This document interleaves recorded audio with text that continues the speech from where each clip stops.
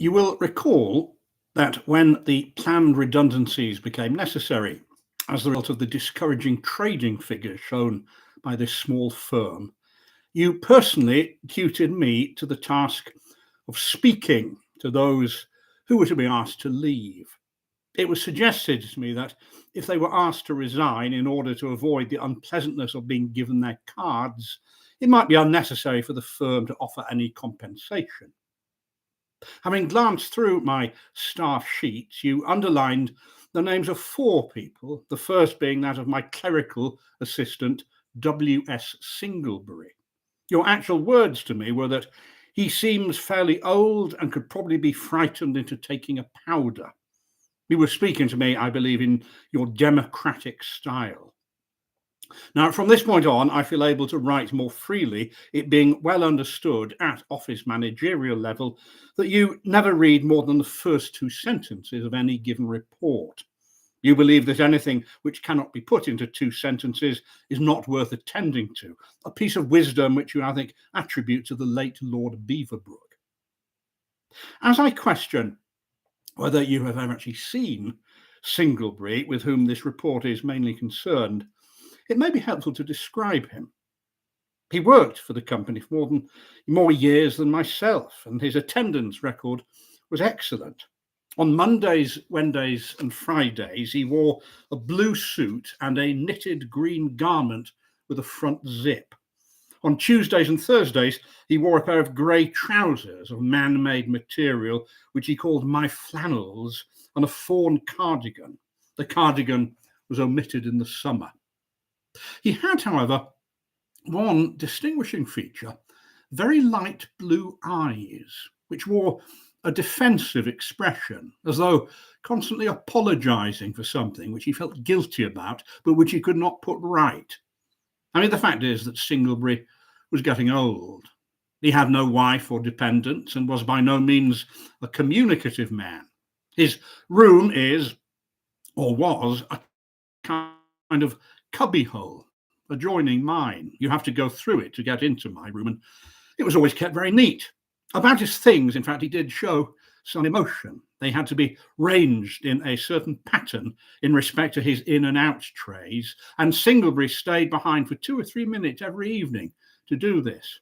He also managed to retain every year the complimentary desk calendar sent to us by Dino's, the Italian cafe on the corner. Singlebury was, in fact, the only one of my personnel who was always quite certain of the date. In this, too, though his manner was apologetic. "I'm afraid it's Tuesday," he used to say. His work, as was freely admitted, was his life, but the nature of his duties were rather harder to define, having grown around him with the years. I can only say that after he left, I was surprised to discover just how much he had had to do. Oddly connected in my mind with this matter of the redundancies is the irritation of the damp in the office this summer, and the peculiar smell, not the ordinary smell of damp, emphasized by the sudden appearance of representatives of a firm of damp eliminators who had not been sent for by me, nor is there any record of anyone else having done so. These people simply vanished at the end of the day and have not returned since. Another firm to whom I applied as a result of frequent complaints by the female staff have answered my letters, but so far have failed to call. Singlebury remained unaffected by the smell, joining, very much against his usual habit, in one of the too frequent discussions on the subject. He said that he knew what it was. It was the smell of disappointment. Now, for an awkward moment, I thought that he must have found out by some means that he was going to be asked to go. But he went on to explain that in 1942, the whole building had been requisitioned by the Admiralty, and that relatives had been allowed to wait or queue there in the hope of getting news of those missing at sea. The repeated disappointment of these women, Singlebury said, must have permeated the building like a corrosive gas. Now, all this is very unlike him. I make it a point not to encourage anything morbid, but Singlebury was quite insistent. And he added, as though by way of proof, that the lino in the corridors was Admiralty issue and had not been renewed since 1942 either.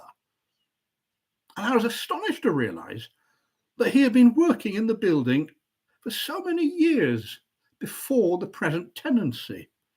Now, I realised that he must be considerably older than he had given us to understand. And this, of course, will mean that there are wrong entries in the cards. The actual notification to the redundant staff passed off rather better in a way than I had anticipated. By that time, everyone in the office seemed inexplicably conversant with the details, and several of them, in fact, had gone beyond their terms of reference. Young Patel, for instance, who openly admits that he will be leaving as soon as he can get a better job, took me aside and told me that to such a man as Singlebury, dismissal would be like death. Well, dismissal is not the right word, I said, but death is, said Patel. Singlebury himself, however, took it very quietly. Even when I raised the question of the company's early retirement pension scheme, which I could not pretend was over-generous, he said very little. He was generally felt to be in a state of shock. The two girls whom you asked me to speak to were equally unaffected, having already found themselves employment as hostesses at the Dolphinarium close by. Mrs. Horrocks of Filing, on the other hand, did protest, and in fact she was so offensive on the question of severance pay that I was obliged to refer it to a higher level. I consider that as one of the hardest days of work that I've ever done for the company. Just before his month's notice, if we were to call it that, was up, Singlebury, to my great surprise, asked me to come home with him one evening for a meal. Now, in all the past years, the idea of his having a home, still less asking anyone back to it, had never arisen, and I did not at all want to go there now. I felt sure, too, that he'd want to reopen the matter of compensation, and only a quite unjustified feeling of guilt made me accept. We took the Underground together after work, travelling in the late rush hour to Clapham North, and we walked together some distance in the rain. His place, when we eventually got to it, seemed particularly inconvenient, the entrance being through a small cleaner's shop. It consisted only of one room and a shared toilet on the landing. The room itself was tidy, arranged so it struck me much along the lines of his cubbyhole at work, but the window was shut and it was oppressively stuffy. "This is where I bury myself," said Singlebury. There were no cooking arrangements, and he left me there while he went to fetch us something ready to eat from the Steakorama next to the cleaners. In his absence, I took the opportunity to examine his room, though not of course, in any inquisitive or prying manner, and I was struck by the fact that none of his small store of stationery had been brought home from the office. He returned with 2 steaks wrapped in aluminium foil, evidently a special treat in my honour. And afterwards, he went out onto the landing and made cocoa, which is a drink that I had not tasted for more than 30 years. The evening dragged rather. In the course of the conversation, it emerged that Singlebury was fond of reading. There were, in fact, several issues of a colour-printed encyclopedia which he had been collecting as it came out, but unfortunately it had ceased publication after the 7th part. "Reading is my hobby," he said. Well, I pointed out to him that a hobby was rather something that one did with one's hands or in the open air, a relief from the work of the brain. "Oh, no, I don't accept that distinction," Singlebury said. "The mind and the body are the same." "Well, one cannot deny the connection, of course," I said. "Fear, for example, releases adrenaline, which directly affects the nerves." "I don't mean connection," said Singlebury. "I mean identity. The mind is the blood." "Nonsense," I said. "You might just as well tell me that the blood is the mind. Now, it stands to reason that the blood can't think." I was right, after all, in thinking that he would refer to the matter of redundancy. Now, this was not until he was seeing me off at the bus stop. when for a moment he turned his grey, exposed-looking face away from me and said that he did not see how he could manage if he really had to go. He stood there like someone who has tried to give satisfaction. Oh, God. He even used the phrase. He said that if the expression were not redolent of a bygone age, he would like to feel that he had given satisfaction. Fortunately, I did not have to wait long for the bus. At the expiry of the month, the staff gave a small tea party to those who were leaving, and I cannot describe that occasion as a success. The following Monday, I missed Singlebury as a familiar presence, and also, as mentioned above, because I'd never quite realised before how much work he had been taking upon himself. As a direct consequence, in fact, of losing him, I found myself having to stay late, not altogether unwilling, since although following general instructions I have discouraged overtime, the extra pay in my case would be instrumental in making ends meet. Meanwhile, Singlebury's desk had not been cleared, and that is of the trays, pencil sharpener, and complimentary calendar, which were, of course, office property. Now, the feeling that he would come back, not like Mrs. Horrocks, who has rung up and called round incessantly, but no, that he would simply come back to work out of habit and through not knowing what else to do, was very strong without being openly mentioned. I mean, I myself half expected and dreaded it, and I had mentally prepared 2 or 3 lines of argument in order to persuade him, if he did come, not to try it again. Nothing happened, however, and on the Thursday, I personally removed the things from the cubbyhole in my room. Meanwhile, in order to dispel certain quite unfounded rumours, I thought it best to issue a notice for general circulation, pointing out that if Mr. Singlebury should turn out to have taken any unwise step, and if in consequence any inquiry should be necessary, we should be the first to hear about it from the police. I dictated this to our only permanent typist, who immediately said, "Oh no, he'd never do that. He'd never cause any unpleasantness like bringing the police into the place. No, he'd do all that he could to avoid that." I did not encourage any further discussion, but I did ask my wife, who is very used to social work, to call round at Singlebury's in Clapham North and find out how he was. She didn't have very much luck. The people in the cleaner's shop thought that he was away, but they'd not been sufficiently interested to ask where he was going. On Friday, young Patel said that he'd be leaving as the damp and the smell were affecting his health. And the damp is certainly not drying out in this seasonably warm weather. I also, as you know, received another invitation on the Friday at very short notice, in fact, at no notice at all. I was told to come to your house in Suffolk Park Gardens that evening for a drink. I was not unduly elated, having been asked once before when I'd done a rather awkward job for you. The food was quite nice. It came from your caterer's grade 3.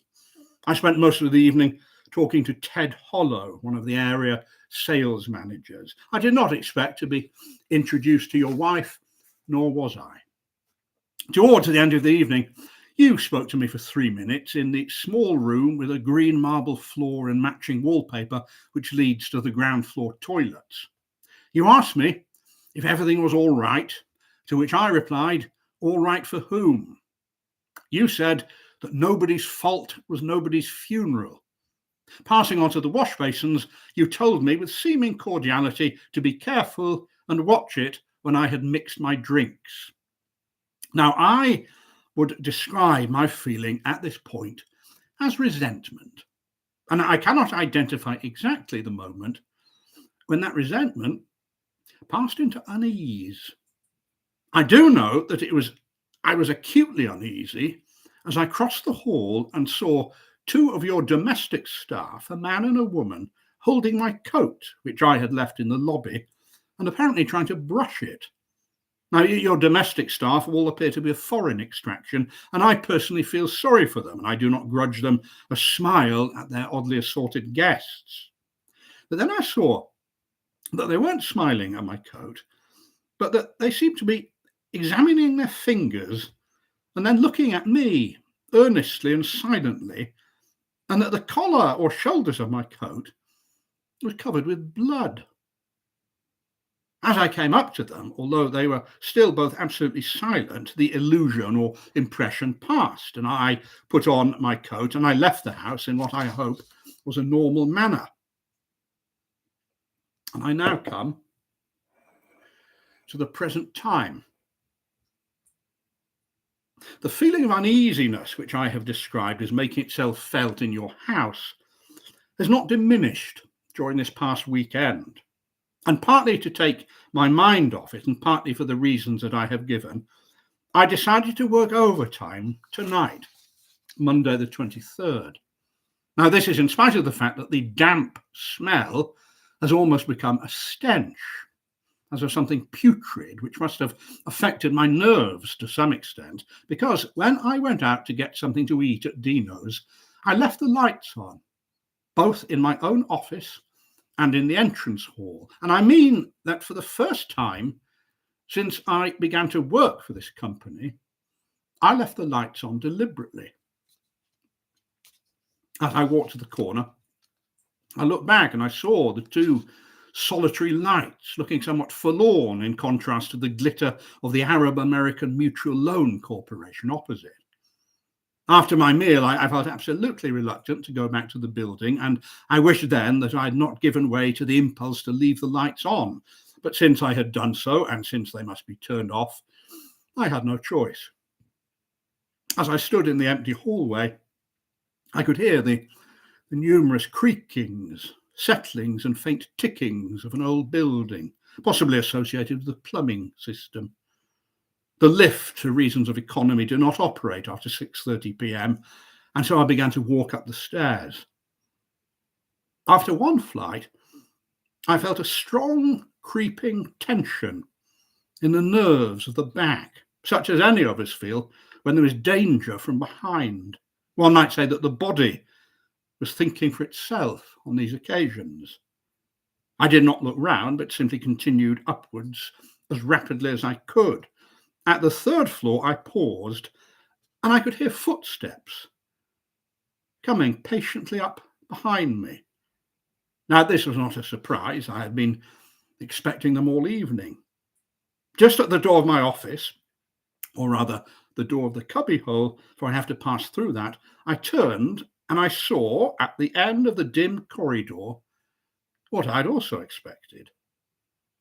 Singlebury, advancing towards me with his unmistakable shuffling step.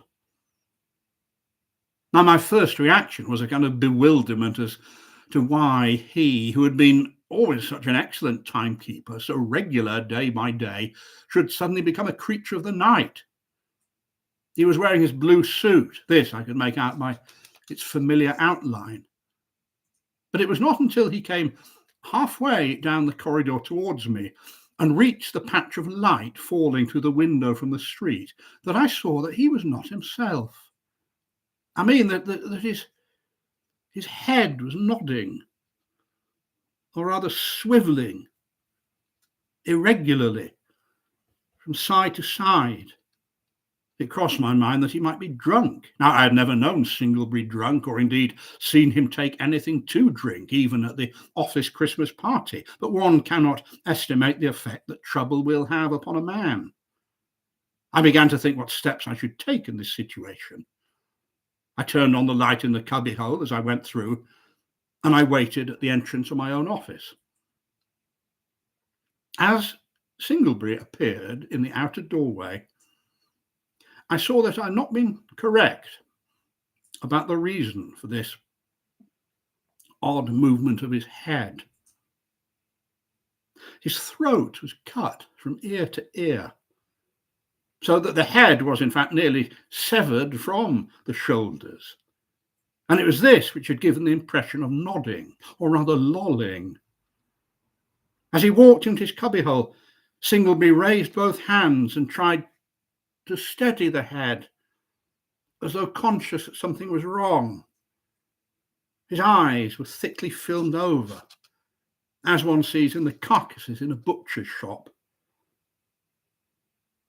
I shut and locked my door, and not wishing to give way to nausea or to lose all control of myself, I sat down at my desk. My work was waiting for me just as I had left it. It was, in fact, the file on the matter of the damp elimination, and there not being anything else to do, I tried to look through it. On the other side of my door, I could hear Singlebury sit down also, and then try the drawers of the table, evidently looking for the things without which he could not start work. After the drawers had all been tried, one after another, several times, there was almost total silence. The present position is that I am locked in my office, and I would not, no matter what you offered me, indeed I could not, go out through the cubbyhole and pass what is sitting at my desk. The early cleaners will not be here for 7 hours and 45 minutes. I've passed the time so far as best I can in writing this report. One consideration strikes me. If what I have next door is a visitant which should not be walking but buried in the earth, then its wound cannot bleed, and there will therefore be no stream of blood moving slowly under the whole width of the communicating door. However, I am at the moment with my back to the door, so without turning round, I have no means of telling whether it has done so or not.